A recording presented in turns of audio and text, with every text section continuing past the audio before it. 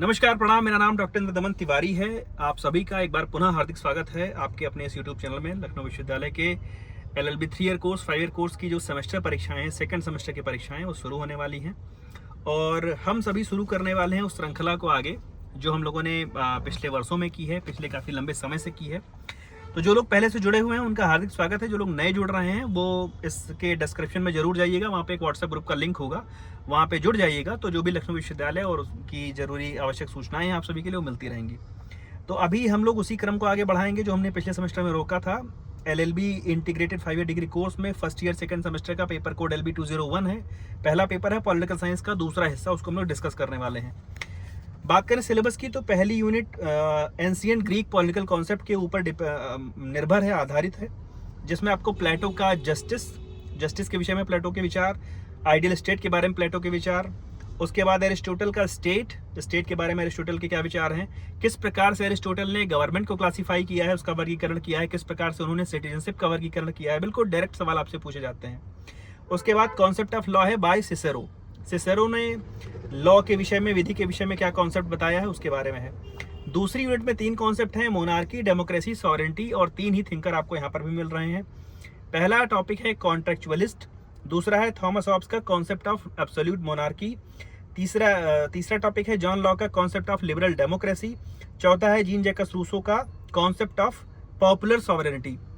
यहाँ पर आपको ध्यान देने की जरूरत यह है, यहाँ पर आपको विशेष ध्यान देने की आवश्यकता ये है, मेरी राय मानिएगा, प्लेटो हो, एरिस्टोटल हो, सिसेरो हो, हॉब्स हो, लॉक, रूसो हो, गांधी जी हो, कौटिल्य हो, आपको सबकी जो पृष्ठभूमि है, जो उनका जो बैकग्राउंड रहा है, किस पृष्ठभूमि से वो आते हैं, किस देश से हैं, उनके जो उनकी द्वारा लिखी गई पत्र पत्रिकाएं हैं, पुस्तकें हैं, किताब हैं, किस कालखंड में वो रहे हैं, इस सब की एक चार्ट सी जानकारी जरूर बना के रखिए, बहुत काम आने वाली है आपके इस पेपर में।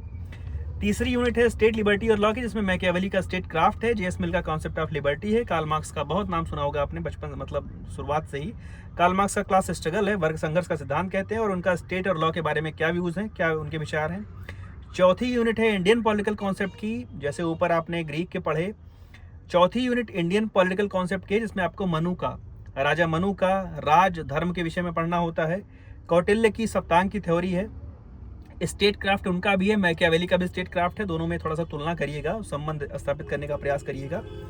उसके बाद गांधी जी का आइडियल स्टेट का सिद्धांत है, गांधी जी का जो हम लोग जो कहें कि एक वेलफेयर स्टेट की जो हम संकल्पना करते हैं, जो जहाँ से हम उसको लेते हैं, तो गांधी जी के आइडियल स्टेट की बात हम लोग करते हैं। तो अभी हम लोग बात करें अगर उन सवालों की जो आपसे पूछे जाते हैं, उन सवालों की जो आपसे पूछे गए हैं, तो सबसे पहले अगर हम बात करें एरिस्टोटल का, जो है एरिस्टोटल की जो स्टेट और गवर्नमेंट और सिटीजनशिप की जो क्लासिफिकेशन है, स्टेट के बारे में क्या क्या विचार है, तो आपसे सवाल पूछा जाता है कि एरिस्टोटल को father of western political thought क्यों कहा जाता है। या आपसे सवाल इस तरीके से भी पूछा जा सकता है कि एरिस्टोटल का जो कॉन्सेप्ट ऑफ स्टेट है वो बताओ। आप जरूर इसको जानते रहिएगा कि एरिस्टोटल को father of western political thought क्यों कहते हैं, और आप इस पर भी ध्यान दीजिएगा कि एरिस्टोटल का जो कॉन्सेप्ट ऑफ स्टेट है वो क्या है। दूसरी चीज बात करें जो प्लेटो की, तो प्लेटो को जो पॉलिटिकल फिलोसफर के बारे, जो प्लेटो की जो एक इमेज है पॉलिटिकल फिलोसफर की, वो क्या है, प्लेटो का जो आइडियल स्टेट है, प्लेटो आइडियल स्टेट के बारे में क्या कहते हैं, तो यही चीज़ें ज़्यादा पूछी जाती है, एक आइडियल स्टेट के बारे में प्लेटो की, और प्लेटो को पॉलिटिकल फिलोसफर के तौर पर आप कैसे देखते हैं। उसके बाद थॉमस हॉब्स की बात करें तो थॉमस हॉब्स का जो सोशल कॉन्ट्रैक्ट की जो थ्योरी है, थॉमस हॉब्स का सोशल कॉन्ट्रैक्ट के बारे में क्या विचार है, थॉमस हॉब्स सोशल कॉन्ट्रैक्ट के विषय में क्या कहते हैं, और जो इसका सिग्निफिकेंस है, जैसे सवाल आपसे पूछा गया है कि discuss social contract of John Locke and Thomas Hobbes की हम लोग बात करते हैं, सोशल कॉन्ट्रैक्ट की थ्योरी थॉमस हॉब्स के द्वारा। उसके बाद हम आगे बढ़ें तो रूसो का जनरल विल का सवाल आपसे खूब पूछा जाता है, जनरल विल से आप क्या समझते हैं, और रूसो का जनरल विल जो है उसमें उन्होंने कैसे, जो उसके मेन फीचर्स हैं वो क्या हैं। सवाल ऐसा है कि throw light upon the main features of general will as described by J Rousseau. इस तरीके का सवाल आपसे सीधे पूछा गया है, या पूछा गया है कि throw light upon the contribution of Jean Jacques Rousseau to political thought, तो इसको आप देख लीजिएगा।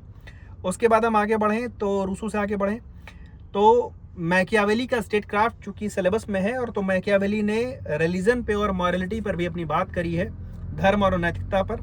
तो आपके क्या व्यूज़ हैं, मतलब सॉरी मैकियावेली के क्या व्यूज़ हैं रिलीजन पे और मॉरलिटी पे, वो आपसे पूछा जाता है, उसको पढ़ करके जाइएगा मैकियावेली के विषय में।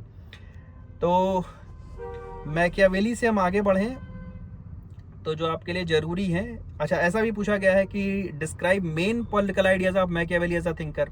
तो main political ideas of Machiavelli as a thinker पे आपको थोड़ा ज़्यादा विस्तार में जाना है, लेकिन सवाल अगर आपसे इस तरीके से पूछा जाए सीधा कि मैकियावेली के रिलीजन और मॉरलिटी पर क्या विचार हैं, तो आप सीधे वहीं पर ही उसी में अपने आप को संकीर्ण रखिएगा, ज़्यादा उसमें फैलाइएगा नहीं। क्योंकि पिछली बार बहुत लोग का ये बहुत निराश थे लोग कि 90 और 10 का बंटवारा है और 90 में उन्होंने जो लिखा वो 70 के तौर पर ही चेक कर दिया गया। तो ठीक है, वो तो विश्वविद्यालय के द्वारा अगर गलती की गई है, अगर कुछ समस्या हुई है तो विश्वविद्यालय ने उसको सुधारा भी है, आपके अंक बढ़े भी हैं। लेकिन प्रयास इस बार ये कर रहा है कि आपको अपनी लेखनी से लिखे हुए नंबर सही अंक, मतलब आपका बढ़िया नंबर आए। ऐसा ना हो कि आप किसी की कृपा पर हो जाएं। तो उसके लिए पन्ने केवल भर देना ही पर्याप्त नहीं होगा, आप अच्छे कंटेंट लिखिए। आप प्रयास करिए कि जो भी फिलोसफर के बारे में लिख रहे हैं, थिंकर्स के बारे में लिख रहे हैं, उनका अच्छा ज्ञान हो आपके पास। तो अभी हम मैकियावेली से आगे बढ़ें तो जो जरूरी है आपके लिए, कार्ल मार्क्स हमेशा जरूरी रहना है। कार्ल मार्क्स का वर्क संघर्ष क्या है, कार्ल मार्क्स के मेन प्रिंसिपल्स क्या है, कार्ल मार्क्स का जो मुख्य सिद्धांत है वो क्या है, इस तरीके से सवाल आपसे पूछा जाता है, उसको आप जरूर पढ़ करके जाइएगा कार्ल मार्क्स के बारे में। जैसे सवाल है कि कार्ल मार्क्स का कि explain main principle of political philosophy of Karl Marx, इस तरीके से आपसे सवाल पूछा जा सकता है। उसके बाद कार्ल मार्क्स से हम आगे बढ़ें तो कौटिल्य का जो स्टेट एडमिनिस्ट्रेशन है, कौटिल्य की जो राज व्यवस्था है, उस पर आपसे प्रकाश डालने के लिए, वर्णन करने के लिए पूछा जाता है कि बताओ कौटिल्य का जो सिद्धांत है, सप्तांग सिद्धांत, सेवन ऑर्गन थ्योरी कहते हैं, या उनका जो खैर इस बार ज़्यादा उम्मीद जो है पूछी जाने की वो स्टेट एडमिनिस्ट्रेशन या राज व्यवस्था की है, तो आप उसको पढ़ करके जरूर जाइएगा। जॉन स्टुअर्ट मिल को एक यूटिलिटेरियन थिंकर के तौर पर आप कैसे देखते हैं? जॉन स्टुअर्ट मिल का जो यूटिलिटेरियन थिंकर के रूप में जो उनका योगदान है, उनकी जो पोजीशन है वो क्या है, इस तरीके से चीज़ें आपसे पूछी जाती हैं। और मिल पे इतनी चीज़ आपके लिए ठीक रहेगी, इतनी चीज़ें पर्याप्त रहेंगी। उसके बाद आगे बढ़ें तो जॉन लॉक को फाउंडर ऑफ लिबरल मोनार्की कहा जाता है। तो अगर जॉन लॉक को फाउंडर ऑफ लिबरल मोनार्की के तौर पर देखा जाए तो उस पर आपको एक निबंधात्मक सवाल लिखने को मिलता है, उसको आप जॉन लॉक के विषय में कायदे से पढ़ के जाइएगा।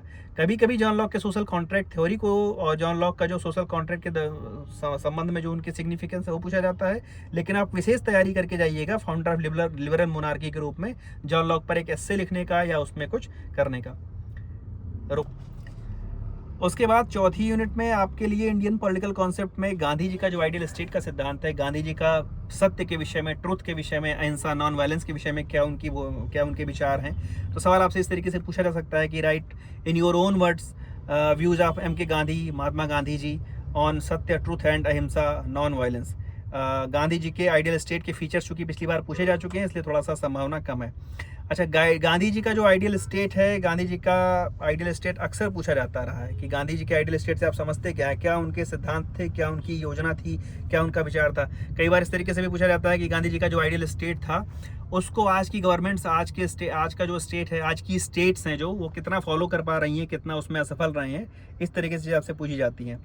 बाकी गांधी जी की बात होगी। अच्छा, कौटिल्य का एक स्टेटमेंट है, बड़ा कई बार पूछा गया है, इसलिए मैं चर्चा कर दूं कि discuss Kautilya duties of a king regarding state and it's subject. तो कौटिल्य का एक स्टेटमेंट किंग के ड्यूटीज को लेकर के, राजा के धर्म को, राजा के कर्तव्य को लेकर के है। तो वो कई बार पूछा जाता है कि कौटिल्य का जो राज व्यवस्था है, राजधर्म की जो बात है, उसमें ड्यूटीज क्या है किंग की regarding state and it's subject. तो मुझे लगता है इतनी चीज़ें आपके लिए पर्याप्त होंगी। पुनः आपसे निवेदन भी करूंगा और ये कहूँगा कि उसमें डिस्क्रिप्शन में एक व्हाट्सएप ग्रुप का लिंक होगा, उसमें केवल इसलिए जुड़िए ताकि वहाँ पर कुछ सार्थक बातचीत हो। जो डिस्कोर्स आपके सेमेस्टर से संबंधित है, जो आपके लॉ फैकल्टी से संबंधित है, आपके कॉलेज से संबंधित है, केवल उसकी बात हो। इसकी बात ना हो कि एडमिट कार्ड कब आ रहा है, इसकी बात ना हो कि तुम्हारे पास इंपॉर्टेंट है क्या, इसकी बात ना हो कि मेरे इस व्हाट्सएप ग्रुप में जुड़ जाओ, अपना प्रचार हो। मैं किसी के प्रचार के अगेंस्ट नहीं हूँ, मैं केवल इतनी सी बात कह रहा हूँ कि चूंकि मैं विश्वविद्यालय परिवार का सदस्य रहा हूँ, आप अभी हैं, मैं चाहता हूँ कि आपको एक साफ सुथरी स्पष्ट सूचना पहुंचे। उसके अलावा आप भी उसी विश्वविद्यालय परिवार का हिस्सा होने वाले हैं ही, आगे आने वाले समय में आप वरिष्ठ हो जाएंगे। थोड़ी वरिष्ठता समझिए, थोड़ी गंभीरता समझिए। जिनका एडमिट कार्ड अभी तक नहीं आया है, जब ये वीडियो देख रहे हैं, उनका एडमिट कार्ड एग्जाम के पहले आ जाएगा। आज तक के इतिहास में ऐसा शायद ही कभी हुआ हो कि कोई एडमिट कार्ड किसी का नहीं आया तो उसको एग्जाम देने से रोक दिया गया। आपने फीस सबमिट की है, आपके कॉलेज से विश्वविद्यालय के बीच में जो लेन देन से मेरा मतलब कागज पत्र पहुंचाने में है, हो सकता है उसके फीडिंग में, डेटा में, जो भी सब होता है टेक्निकल, उसमें थोड़ी बहुत समस्या हो सकती है, ग्लिच हो सकता है, तो आपके एडमिट कार्ड आने में थोड़ी सी देरी हो रही होगी। लेकिन अब आप एडमिट कार्ड नहीं आ रहा है तो मैं व्याकुल हूँ, इधर उधर पता कर रहा हूँ, तमाम सारे व्हाट्सएप ग्रुप खंगाल रहा हूँ, तमाम सारी इंस्टाग्राम की स्टोरीज देखे ले रहा हूँ, कोई लाभ नहीं है। ढेर सारी शुभकामनाएं आपको आपके इस पेपर के लिए। अच्छा कंटेंट लिखने का प्रयास करिए और टू द पॉइंट लिखने का प्रयास करिए। केवल पन्ने भरने से, केवल अनर्गल लिखने से नंबर नहीं आएंगे, नहीं तो उसके बाद आपको वापस आकर के इंस्टाग्राम पे उसकी रील्स बनानी पड़ेंगी, पेपर दिखाना पड़ेगा कि देखो भैया ऐसा पेपर आया था, वैसा आया था। आप लखनऊ विश्वविद्यालय के छात्र हैं, अच्छे कॉलेज के छात्र हैं, आपसे उम्मीद की जाती है कि आप अच्छा लिखिए। ढेर सारी शुभकामनाएं आप सभी को, धन्यवाद, जुड़े रहिए।